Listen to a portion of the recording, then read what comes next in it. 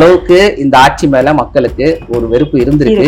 அது ஒரு பக்கம் இருந்தாலும், ஆனா நீங்க சர்வேல எடுத்து பாத்தீங்கன்னா அடுத்த முதல்வரா யார் வரணும்னா ஸ்டாலின் தான் ஃபர்ஸ்ட் பிளேஸ்ல இருந்தாரு. இந்த பெரிய அலையெல்லாம் அடிச்சுட்டு போயிடுச்சு. இதுல தப்பிச்சது உதயநிதி தப்பிச்சது எதனால்னா, சேகர் பாபுவும் உதயநிதி தப்பிச்சது சிறுபான்மையினர் ஓட்டுனால. துறைமுகத்திலையும் அதிகம், சேப்பாக்க திருவள்ளிக்கணிலையும் அதிகம். அதனால அவருக்கு ஒரு வாய்ப்பு கொடுக்கலாம் திருச்சி கிழக்குல அப்படின்னு ஒரு பேச்சு இருக்கு. இன்னொன்னு ஐஏஎஸ் சகாயம், அவர் பேர் அடிபடுது. காலையில இருந்து அவர் பேர் வந்துகிட்டு இருக்கு. அது இல்லாம ரெண்டாவது முன்னாள் ஐஏஎஸ் அதிகாரி சகாயம், அவர் நேர்மைக்கு பேர் போனவர். இருந்தாலும் அவருக்கு ஒத்து வருமானு தெரியல. ஆனா பேட்டி கொடுத்தது உங்க ஆசை என்னன்னு கேட்கும்போது சிஎம் ஆகணும்னு சொல்லியிருந்தாங்க.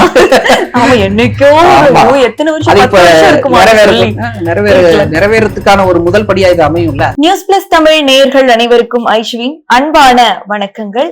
இன்றைக்கு நம்மளுடைய சிறப்பு விருந்தினர் பத்திரிகையாளர் உமர் அவர்கள். வணக்கம் சார். வணக்கம். எப்படி இருக்கீங்க சார்? நல்லா இருக்கேன். நீங்க எப்படி இருக்கீங்க? ரொம்ப நல்லா இருக்கேன், தேங்க்யூ. ஓகே சார், இப்ப பாத்தீங்க அப்படின்னா ஒரு வரலாறு காணாத வெற்றி, யாருமே எதிர்பார்க்கவே இல்ல. எல்லாரும் சிங்கிள் டிஜிட் அப்படி இப்படின்னு சொல்லிட்டு இருந்தாங்க.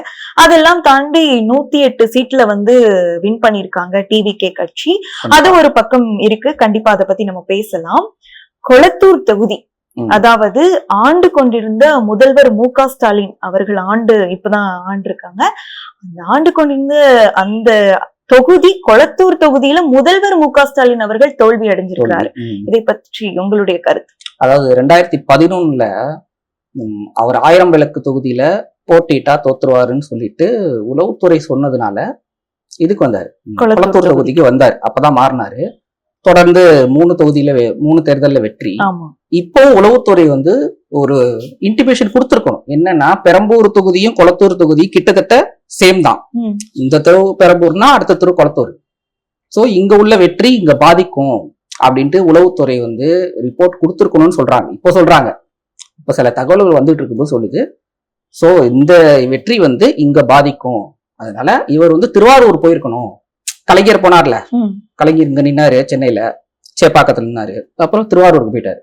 சோ அதே மாதிரி ஒரு திருவாரூர் போயிருக்கணும். திருவாரூர் போயிருந்தா ஒரு பார்டர்ல வெற்றி பெற்றிருக்கலாம் அப்படின்னு இப்ப ஒரு தகவல் வந்துகிட்டு இருக்கு. சோ இது உளவுத்துறையோட தோல்விதான் முழுக்க முழுக்க. இன்னொன்னு விஷயம் அமைச்சர் சேகர் பாபு, அவர் தனக்கு போதும்னு சொல்லிட்டு ஜெயிச்சுட்டாரு. அவரு கடைசி நேரத்துல கடைசி ஒரு 2 ரவுண்ட்ல அடிச்சு தூக்கிட்டு வந்துட்டாரு, ஜெயிச்சிட்டாரு. அவரும் சொல்லியிருக்கணும். ஆனா அவரும் செஞ்ச தவறுதான் இது. ஏன்னா அவரு தான் வட சென்னையோட டோட்டல் இன்சார்ஜ். இந்த சென்னைக்கே டோட்டல் இன்சார்ஜ் அவர் தான், திமுகவை பொறுத்த வரைக்கும். சோ அவராவது எச்சரிக்கை பண்ணிருக்கணும், இங்க நின்னா உங்களுக்கும் அடி வாங்கும் அப்படின்ட்டு. சோ அவரும் அதை விட்டுட்டாரு. இது முழுக்க முழுக்க உளவுத்துறை பிளஸ் திமுகவோட தோல்விதான். பட் நீங்க உளவுத்துறையோட தோல்விதான் இது அப்படின்னு சொல்றீங்க. பட் அவர் யாரு அப்படிங்கிறது நமக்கு ரொம்ப முக்கியம். ஒரு சிட்டிங் முதல்வரா இருக்கிறாரு. ஒரு சிட்டிங் முதல்வர் ஜெயிக்கிறதும் சரி, தோக்குறதும் சரி, அது இயல்பா நடக்கக்கூடிய ஒரு விஷயம்தான்.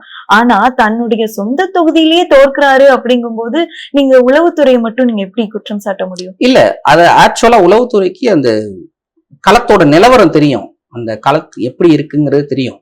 அதனால தெரியுறது ஒரு முதல்வருக்கு தெரிஞ்சிருக்கணும் இல்லையா? முதல்வருக்கு டைரக்டா எந்த தகவலும் வராது. அதுதான் இந்த ஆட்சியில பெரிய பிரச்சனையே. அதிகாரிகளோ உளவுத்துறையோ டைரக்டா முதல்வர்கிட்ட எதுவுமே சொல்றது இல்ல. அதாவது முன்னாள் முதல்வர்கிட்ட எதுவுமே சொன்னது காப்பாத்திக்க வேண்டியது அவங்களுடைய. ஏன்னா அந்த பிஏ இருக்காரு, பிஏவோடவும் அது சுத்தி ஒரு 5 பேர் இருக்காங்க, மினிஸ்டர்ஸ், அவங்க குடும்பத்தில் உள்ளவங்க. இவங்களுக்கு மட்டும்தான் செய்தி போகும். மு.க. ஸ்டாலின் காதுக்கு செய்தி போறது ரொம்ப கம்மி. இதுதான் இந்த ஆட்சியில பெரிய பிரச்சனையா இருந்தது. இப்ப அவரோட தோல்விக்கு இதுதான் காரணமா அமைஞ்சிருக்கு. உளவுத்துறை தான் காரணம். ஆக்சுவலா அவங்க சொல்லியிருக்கணும், இந்த தொகுதி உங்களுக்கு இந்த வாட்டி செட் ஆகாது, நீங்க மாறிங்கன்னு சொல்லியிருக்கணும். அது சொல்லல. அது அந்த தொகுதியிலயும் ஒருவேளை நீங்க சொன்ன மாதிரி என்ன திருவாரூர் தொகுதியா, என்ன தொகுதி சொன்னீங்க? திருவாரூர் தொகுதியில அவர் தோத்திருந்தா அப்போ என்ன சொல்லிருப்பீங்க? அதுக்கு நீங்க சொல்ற பாயிண்ட்டும் கரெக்ட். ஆனா இந்த வாட்டி 14 மினிஸ்டர் தோத்துட்டாங்க, பல முன்னாள் அமைச்சர்கள் தோத்துட்டாங்க.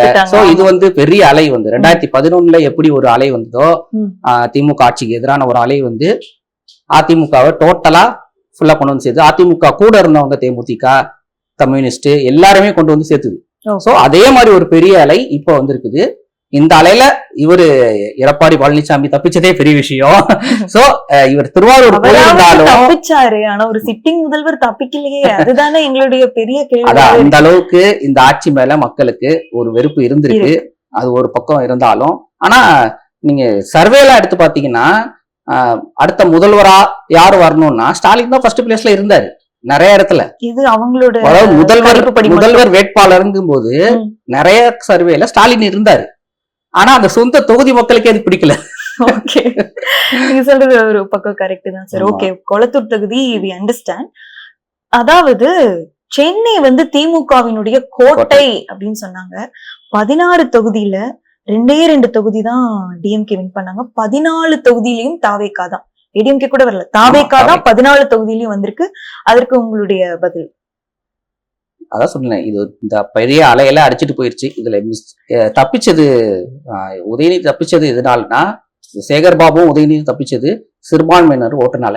துறைமுகத்திலயும் அதிகம், சேப்பாக்க திருவள்ளிக்கணிலையும் அதிகம். இவங்க ஓட்டுனாலதான் பார்டர்ல 2 பேரும் தேடி வந்திருக்கிறாங்க. மத்தபடி அதுவுமே ஒரு ஆக்சிடென்ட் தான். இவங்களுக்கும் அதே கதி தான் வந்திருக்கும். எல்லா தொகுதியிலும் உங்களுக்கு போட்டிருக்காங்க. அதாவது தமிழ்நாட்டுல 234 தொகுதியிலையும் விசிலுக்கு அள்ளி தெளிச்சிருக்காங்க வாக்க. ஆனா ஒரு சில இடத்துல வந்து ஒண்ணு ஏறி இருக்கு, ஒண்ணு இறங்கி இருக்கு, அவ்வளவுதான் வித்தியாசமே தவிர இந்த தொகுதியில் விசிலுக்கு உழுவலன்னு சொல்லல. வெறும் 1000 ஓட்டு, 2000 ஓட்டு, 500 ஓட்டு இப்படி எல்லாம் ஜெயிச்சிருக்காங்க. பெரிய கருப்பன் வந்து 1 ஓட்டுல தோத்துருக்காரு. சோ இந்த மாதிரி எல்லாம் பார்க்கும்போது 234 தொகுதியிலையும் விசிலுக்கு வந்து ஓட்டு விழுந்திருக்குது. ஓகே, சோ இப்போ வந்து விஜய் அவர்கள் வந்து பெரம்பூர் தொகுதியில நின்னாரு, திருச்சி கிழக்கு தொகுதியில நின்னாரு. இப்ப 2மே வின் பண்ணிட்டாரு. பெரம்பூர் தொகுதியில தான் அவரு ஆட்சி அமைக்க கண்டினியூ பண்றேன். அட் த சேம் டைம் இதுல வந்து ராஜினாமா பண்ணிட்டாரு. இப்ப அங்க யாரு வர வாய்ப்பு இருக்கு? அதாவது டிவிகேல இருந்து வர்றதுக்கான வாய்ப்பு தான் 3 பேர் சொல்றாங்க. ஒண்ணு கூப்பா கிருஷ்ணன், அவர் லால்குடியில நின்னு தோத்து போனாரு. அதனால அவருக்கு வந்து ஒரு வாய்ப்பு கொடுக்கலாம் திருச்சி கிழக்குல அப்படின்னு ஒரு பேச்சு இருக்கு. இன்னொன்னு வந்து ஐஏஎஸ் சகாயம், அவர் பேர் அடிபடுது. காலையில இருந்து அவர் பேர் வந்துகிட்டு இருக்கு. அவர் எதுக்கு இந்த இடத்துல இழுத்து விடுறாருன்னு தெரியல. ஒண்ணு லால்குடியில நின்று வெற்றி வாய்ப்பை இழந்த வந்து கிருஷ்ணன், அதிமுக முன்னாள் அமைச்சரா இருந்தாரு, அவருக்கு ஒரு வாய்ப்பு கொடுக்கலான்ட்டு ஒரு பேச்சு அடிபடுது. அது இல்லாம 2வது முன்னாள் ஐஏஎஸ் அதிகாரி சகாயம், அவர் நேர்மைக்கு பேர் போனவர். இருந்தாலும் அவருக்கு ஒத்து வருமானு தெரியல. ஆனா அவரோட பேர் வந்து அடிபட்டு இருக்கு. 3வது த்ரிஷா பேரும் அடிபடுது. ஆனா இன்னைக்கோ உங்க பேட்டி கொடுத்தது வந்து உங்க ஆசை என்னன்னு கேட்கும்போது சிஎம் ஆகணும்னு சொல்லிருந்தாங்க.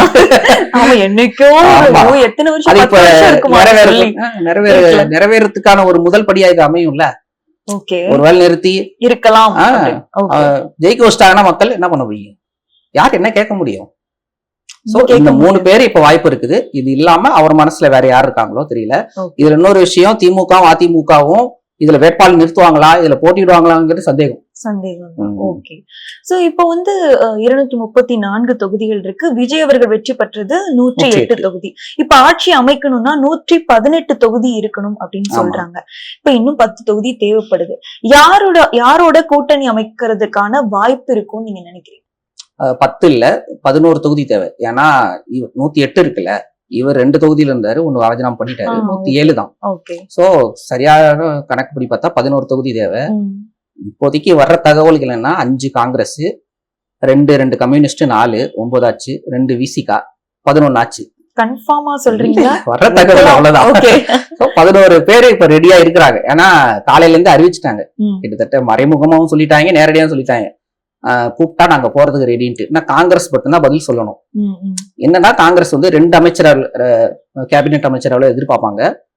கம்யூனிஸ்ட் அமைச்சர்கள்லாம் எதிர்பார்க்கறதுக்கான வாய்ப்பு இல்லை. விசிகா ஒரு அமைச்சராவது எதிர்பார்ப்பாங்க. சோ இந்த அமைச்சரவைக்கான ஒரு பிரச்சனையில இது போயிட்டு இருக்கும். இது என்னன்னா இப்ப ஒரே வேற கட்சியா வந்துகிட்டு இருக்குல்ல, இவங்க இப்படி ஒரு 4 கட்சியில இருந்து இவங்க சேர்த்து ஆதரவு வாங்கி ஆட்சி அமைச்சா அவருக்கு பிரச்சனை வரும். விஜய் அவர்களுக்கு பிரச்சனை. என்ன மாதிரி பிரச்சனைகள் வரும்? என்னன்னா ஆட்சியில இவரு புதுசா ஆட்சிக்கு புதுசுதான், ஆட்சியில இருந்தவங்களே தப்பு செஞ்சு நிறைய பிரச்சனை வந்து கம்யூனிஸ்ட் எல்லாம் போராட்டம் நடத்தினாங்க. சோ இந்த மாதிரி ஒரு பிரச்சனை வரும்போது, ஒருவேளை இவர் அமைச்சரா இருந்ததுன்னா வச்சுக்கோங்க, இப்ப கம்யூனிஸ்ட் ஒரு அமைச்சர் இருக்காங்க, இல்ல விசிகா ஒரு அமைச்சர் இருக்காங்க, ஒரு இம்ப்ளிமெண்ட் பண்ணணும் ஒரு இது, இவங்க பண்ண முடியாது, நான் சைன் போட முடியாதுன்னு சொன்னாங்கன்னா இந்த மாதிரி சுச்சுவேஷன் வரும்ல. நம்ம எதையுமே புறந்தள்ள முடியாது. அதாவது அந்த பெரிய பொறுப்புகளை அவங்களுக்கு இப்ப குடுக்குறாங்க அப்படின்னா அப்ப இந்த மாதிரி பிரச்சனை வரும். வேற ஏதாவது தொழிலாளர்கள் பிரச்சனைனா கம்யூனிஸ்ட் இறங்கி போராட்டம் வருவாங்க. இல்லைன்னா நாங்க வாபஸ் வாங்கிக்கிறோம் அப்படின்னு சொல்லிட்டு மிரட்டுவாங்க. ஏன்னா 2006 மைனாரிட்டி கவர்மெண்ட் தான் வந்தது. 96 எம்எல்ஏஸ் வந்தாங்க டிஎம்கேக்கு. காங்கிரஸ் 34, பாமக 18. இவங்க 2 பேரும் சேர்ந்துதான் வெளியில இருந்து ஆதரவு கொடுத்தாங்க. அதாவது நாங்க வந்து அமைச்சரவைக்குள்ள வரல, வெளியில இருந்து ஆதரவு கொடுக்கணும்ட்டு ஆதரவு கொடுத்தாங்க. அந்த தடவை மிஸ் பண்ணிட்டாங்க காங்கிரஸுக்கு. அது ஒரு பொன்னான வாய்ப்பு. ஆனா கலைஞர் எப்படியோ பேசி வெறும் ஆதரவு மட்டும் வாங்கிட்டாரு. அது 5 வருஷம் மைனாரிட்டி கவர்மெண்டா அது ரன் ஆச்சு. அதே மாதிரிதான் இப்போ ஒரு நிலைமை வந்திருக்கு. சோ இப்போ வந்து காங்கிரஸ் அதை மிஸ் பண்ணக்கூடாதுன்னு தமிழ்நாட்டு காங்கிரஸ் நினைக்கிறாங்க. ஆனா டெல்லி காங்கிரஸ் என்ன நினைக்கிறாங்கன்ட்டு அது இன்னும் கொஞ்ச நாள்ல தெரியும். இன்னொரு விஷயம் என்னன்னா 2029 ஒரு 3 வருஷத்துல திரும்ப எம்பி எலெக்ஷன் வரும். அது வரைக்குமே நாடாளுமன்றத்துல டிஎம்கேவோட சப்போர்ட் இவங்களுக்கு வேணும். 22 எம்பி இருக்காங்க. சோ அதனால டிஎம்கே உடனே பகச்சுக்கிட்டு வெளியே வருவாங்களா அப்படிங்கறதும் ஒரு சந்தேகம். ஏன்னா எதிர்கட்சியா இருக்கிறதுனால அதை நம்ம எதிர்பார்க்கலாம். இப்போ இன்னொரு விஷயம் என்ன அப்படின்னா, விஜய் அவர்கள் 108 வாக்குகள் 108 தொகுதியில வின் பண்ணிட்டாங்க. எல்லாரும் சொல்லிக்கிட்டு இருந்த ஒரு விஷயம், இளைஞர்களோட வாக்குதான் அவருக்கு வந்திருக்கும் பேசிட்டு இருந்தாங்க. ஆனா நேத்து நீங்க பாத்திருந்தீங்கன்னா தெரிஞ்சுக்கும் 1,75,00,000 வாக்குகளுக்கும் மேல் வந்து விஜய் வாங்கியிருக்காரு. அப்ப இதுல இளைஞர்கள் மட்டும்தான் இதுல ஆட் ஆயிருப்பாங்களா?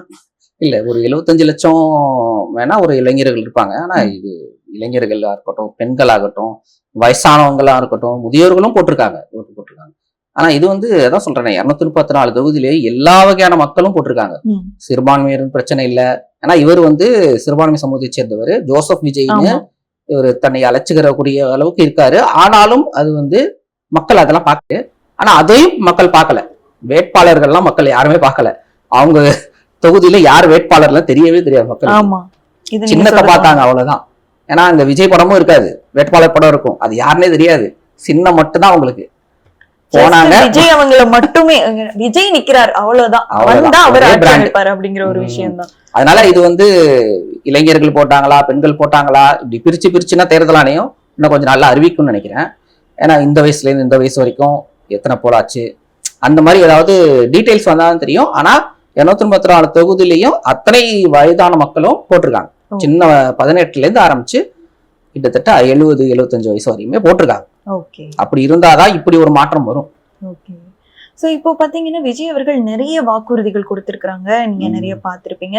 அதுல குறிப்பா பெண்களுக்கு சில வாக்குறுதிகள் கொடுத்ததெல்லாம் கொஞ்சம் ஒரு மாதிரி டிஃப்ரெண்டா இருந்தது. இப்போ அதுல பாத்தீங்கன்னா 1000 ரூபாய் வருஷம் நமக்கு வந்துகிட்டு இருந்தது மந்த்லி. இப்போ 2500 1500 ரூபாய் உயர்த்தி 2500 ரூபாய் கொடுக்கறேன்னு சொல்லி இருக்கிறாரு. இதெல்லாம் சாத்தியமா? வாய்ப்பு இருக்குதா? அந்த 1 கிராம் தங்கம், அண்ணன் வீட்டு சீருன்னு சொல்லி இருக்கிறாரு, அதெல்லாம் சாத்தியமாக வாய்ப்பு இருக்கா? தங்கம் கொடுக்க முடியுமா? அதாவது அந்த கால ஜெயலலிதா பீரியட்ல கொடுத்தாங்க சொல்லணும். ஏன்னா அப்ப வந்து தங்கம் ரேட்டு கம்மியா இருந்தது, அதனால கொடுத்தாங்க. ஆனா இப்ப வந்து அதுக்கெல்லாம் வாய்ப்பு இல்லை எனக்கு தெரிஞ்சு. உடனே வந்து அந்த இதெல்லாம் அறிவிக்க மாட்டாங்க. எனக்கு தெரிஞ்சு முதல் கையெழுத்து இதுவாதான் இருக்கும், 2500 ரூபாய். ஆனா இது சொல்லிட்டாங்க, இதை வந்து கொடுத்துதான் ஆகணும். ஏன்னா பெண்கள் ஓட்டு நிறைய வந்திருக்கு. சோ அதனால முதல்ல அதை அறிவிச்சுவாரு. அதுவும் வந்து இப்ப கொடுத்துட்டு இருக்காங்கல்ல 1.31 கோடி பெண்கள், இவங்களுக்கு மட்டும்தான் இப்போதைக்கு சேரும் அந்த 2500. முதல் கையெழுத்து இதுவாதான் இருக்கும்னு தோணுது. எக்ஸ்ட்ரா வந்து உங்களுக்கு 1.20 கோடி மக்கள் வந்து இருக்கிறாங்க ரேஷன் கார்டு வயசா பார்த்தா. ஆனா அவங்களுக்கெல்லாம் வந்து புதுசா அந்த ஸ்கீமை கொண்டு போறதோ இது பண்றதோ அதெல்லாம் பெரிய நேரம் எடுக்கும். சோ இப்போதைக்கு ரெடியா இருக்குது உங்கள்கிட்ட. சரி, இது லிஸ்ட் ரெடியா இருக்கு. 1.31 கோடி பேர் அவங்களுக்கு இப்ப போட்டுருவாரு. இது மட்டும் தான் இப்போதைக்கு நிறைவேற்ற முடியும். இதுக்கப்புறம் பொறுத்திருந்து பார்க்கலாம். ஓகே சார், உங்களுடைய பொன்னான நேரத்தை எங்களுக்காக செலவிட்டு ரொம்ப பொறுமையா எக்ஸ்பிளைன் பண்ணுங்க ஒவ்வொரு விஷயத்தையும். மிக்க நன்றி. நன்றி, வணக்கம். மீண்டும் இதே போன்ற அடுத்த பதிவில் உங்களை சந்திக்கிறேன். அதுவரை உங்களிடமிருந்து விடைபெறுவது நியூஸ் பிளஸ் தமிழ் சேனலில் இருந்து நான் உங்கள் ஐஸ்வர்யா. நன்றி.